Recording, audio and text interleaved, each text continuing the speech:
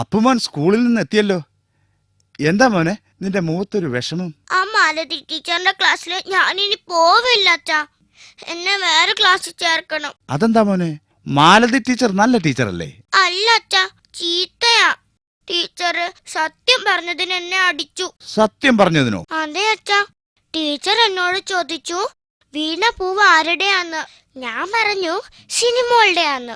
അപ്പൊ ടീച്ചർ എനിക്ക് നല്ല അടി തന്നിട്ട് പറഞ്ഞു വീണ പൂവ് കുമാരനാശാന്റെയാന്ന്. ഞാൻ കണ്ടതാ അച്ഛാ സിനിമോളുടെ തലേന്ന് പൂവ് വീഴുന്നത്. മണ്ടൂസേ, ആ പത്രം എടുത്തേ. ഇതാ മുതലാളി പത്രം. കണ്ണട പൊട്ടിയതിനാൽ ഇപ്പോ നന്നായി വായിക്കാനും പറ്റുന്നില്ല.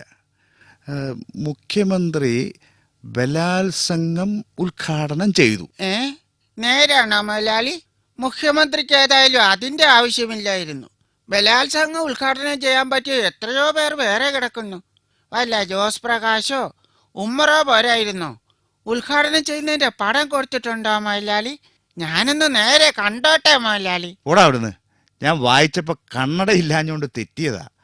മുഖ്യമന്ത്രി ബാലസംഗമം ഉദ്ഘാടനം ചെയ്തു എന്നാ.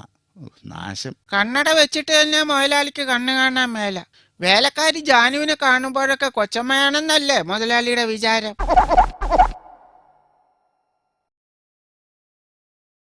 എന്റെ കണ്ണടയോടെ? ആഹാ, അത് ശരി. എന്റെ കണ്ണടയും വെച്ച് നീ എന്താടാ മണ്ടൂസേ ഈ കാണിക്കുന്നത്?